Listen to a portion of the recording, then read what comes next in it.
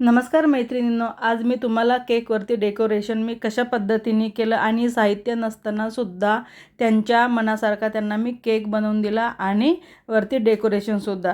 तर चला मी सांगते तुम्हाला शॉर्टकटमध्ये. तर हा आहे चॉकलेट फ्लेवरचा केक, हाफ KGचा. तर नोझलनी वरती असं नाजूक डिझाईन काढून घेतलेला आहे.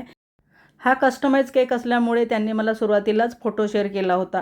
फोटो शेअर केल्या केल्या त्यांना मी म्हटलं, मॅम हे रिबन मार्केटमध्ये अशा कलरचे मिळणार नाही आहे आणि माझ्याकडे पण अवेलेबल नाही आहे, तर मी दुसरी डिझाईन करू का? तर ते बोललेत की नाही मॅम, मला हीच डिझाईन हवी आहे. मग त्यांनी मला सजेस्ट केलं की तुमच्याकडे जर मार्बल पेपर किंवा क्विलिंगचे पेपर असेल, आर्टचं साहित्य असेल, तर त्या पेपरनी सुद्धा जर तुम्ही रिबनसारखं डिझाईन केलं तरीही मला काही हरकत नाही, पण शक्यतो मला तुम्ही याच पद्धतीचा बनवून द्या.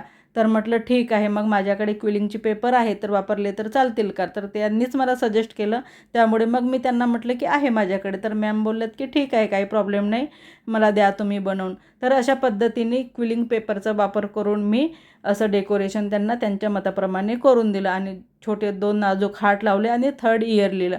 आणि हा त्यांचा 3rd इयर सेलिब्रेशन ॲनिव्हर्सरी होती आणि त्यांना छान नेचरच्या जागी जाऊन हा केक कट करायचा होता. तर अशा पद्धतीने मी त्यांच्या मताप्रमाणे केक बनवून दिला. फायनली त्यांना मी फोटो शेअर केला. त्यांना इतका आवडला. बरं, डेकोरेशन तर आवडलं, पण टेस्ट त्यांना इतका आवडला की तेव्हापासून त्यांच्या सगळ्या ऑर्डर माझ्याचकडे येतात. तर शेवटी त्यांनी मला फोटोसुद्धा शेअर केला. तर आजचा हा व्हिडिओ तुम्हाला कसा वाटला बघा. कधी कधी काय होतं, कस्टमरच्या इच्छेप्रमाणे सुद्धा आपल्याला केक बनवून द्यावे लागतात, कारण शेवटी त्यांची इच्छा असते, त्यांचं सेलिब्रेशन असते आणि त्यांच्या मताप्रमाणे आपल्याला केक बनवून द्यावं लागतो. तेव्हाच ते पण खुश होतात आणि तेव्हाच आपल्याला ते ऑर्डर पण देतात.